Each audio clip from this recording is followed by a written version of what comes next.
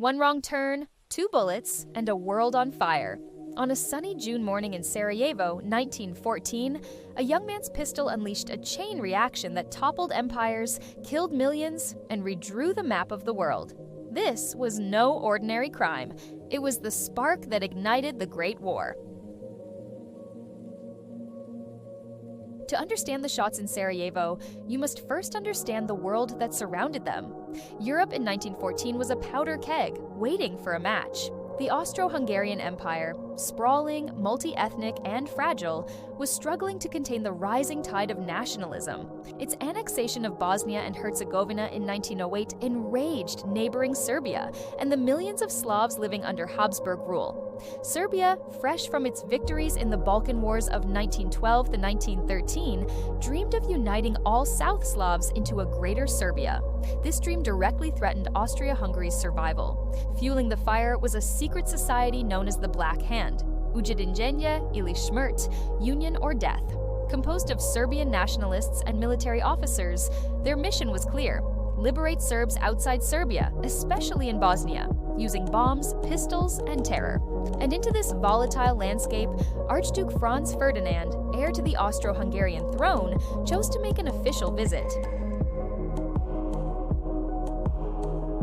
Franz Ferdinand was a complex man. To some, he was a reformer who envisioned granting greater autonomy to Slavic peoples within the empire. Ironically, this might have blunted Serbian ambitions, but to nationalists, he was a symbol of oppression. The date of his Sarajevo visit was a cruel provocation, June 28th, a sacred day in Serbia marking the anniversary of the Battle of Kosovo in 1389, when Serbs suffered a historic defeat at Ottoman hands. For Serbs, to see their occupiers parade through Sarajevo on that day was an insult carved in blood. The Black Hand decided it would not go unanswered. 7 young Bosnian Serbs, most sick with tuberculosis and already staring death in the face, were recruited. They carried pistols, grenades, and cyanide capsules, ready to kill and ready to die. Among them was 19-year-old Gavrilo Princip, thin, intense, consumed by the belief that violence could reshape destiny. June 28, 1914. The Archduke's motorcade rolled through Sarajevo in open-topped cars, the route published in advance, guarded with shockingly lax security. As the procession moved along the Apel Quay, assassin Nedeljko Čabrinović hurled a bomb. The driver accelerated. The grenade bounced off the Archduke's car and exploded beneath the vehicle behind, wounding officers and civilians. Čabrinović swallowed his cyanide, but it was old, ineffective. He vomited.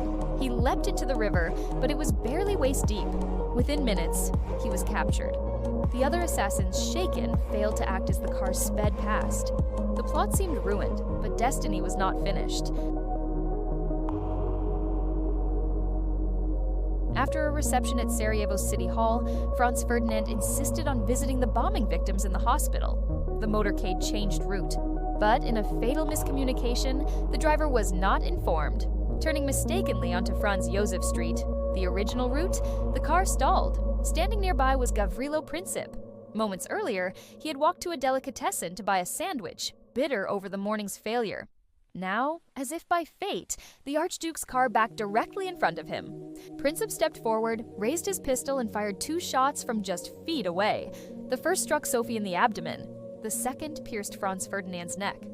"Sophie! Sophie! Don't die! Live for our children!" the Archduke cried as blood filled his lungs. She was already dead. He died minutes later. Princip was seized by the crowd, beaten, and arrested. Like Čabrinović, he swallowed cyanide. And like Čabrinović, it failed. He was dragged away alive, destined not for martyrdom, but for prison. In Vienna, shock gave way to fury. What followed was not just mourning, but the unraveling of peace. The assassination did not make war inevitable, but in the weeks that followed, a time history remembers as the July Crisis, leaders stumbled, threatened, and miscalculated until war became unstoppable. Austria-Hungary saw its chance to crush Serbia. It turned to Germany for support.